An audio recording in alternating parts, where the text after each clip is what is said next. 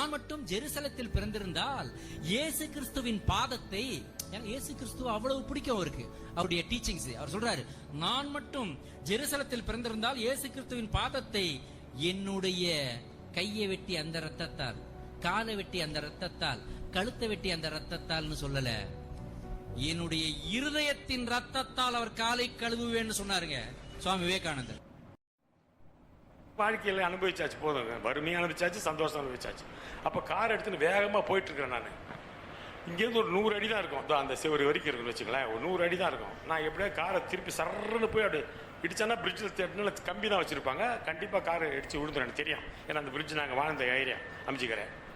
அப்படி போய் திருப்புறேன், இன்னொரு ஆட்டோக்காரன் எனக்கு முன்னாடி சர்ன்னு கட் பண்ணுறான். நான் டக்குன்னு பிரேக் அடிக்கிறேன். என்னடா இவன் எனக்கு முன்னாடி சாக போகிறான், அவர் வேலை அவனுக்கு வெயிட் கவுண்ட் இருக்குமா, எனக்கு ஒன்றுமே புரியல.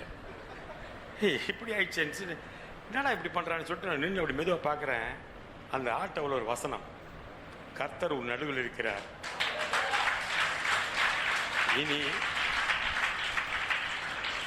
இனி தீங்கை காணாதிருப்பாய். இதான் அந்த வசனம் வந்து என் வாழ்க்கையை அப்படியே மாறி போச்சு. அதுலேருந்து நான் டெஸ்ட் பண்ணுறதுல ஒன்றுமே பண்ணுறதில்ல.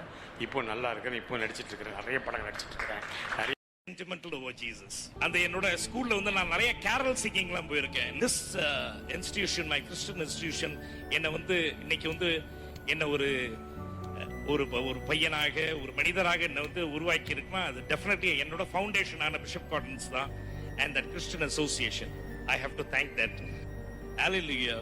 ஜீசஸ் அப்படின்னா அவர் வந்து கிறிஸ்டியன்ஸோட கடவுள் அப்படின்னு யாருமே நினைக்காதீங்க. அவர் மனுஷரா பிறந்து மனுஷருக்காகவே இறந்து மறுபடியும் உயிர் தெழுந்து மனுஷருக்குள்ளே வாழ்ந்துட்டு இருக்காரு. அவர் மனுஷங்களோட கடவுள், உயிரை காக்கிற கடவுள் வந்து ஜீசஸ். அவர் தான் அதுக்கு ஸ்பெஷாலிட்டி. அதனால நீங்க வந்து பிலீவ் பண்ணுங்க அப்படின்னு சொன்னாரு. பட் எனக்கு பிலீஃப் இல்லை, அதனால எனக்கு தெரியாது. அப்போ அவங்க சொன்னாங்க, இந்தாங்க பைபிள், நீங்க வாசிங்க, கடவுள்கிட்ட அம்மாவை ஒப்பு கொடுக்குறேன், நான் நம்புறேன், இதை சாட்சியா எல்லார்ட்டையும் சொல்றேன் அப்படின்னு சொல்லுங்க. அவர் வந்து உங்களை அங்க பிரதர்ஷனம் பண்ண சொல்ல, மலை ஏறி வர சொல்ல, அவர் எதுவுமே பண்ண சொல்ல, பிலீவ் பண்ணுங்க அவ்வளவுதான் அப்படின்னு தான் சொல்றாரு. ஹாப்பியான எங்க ஃபேமிலிக்கு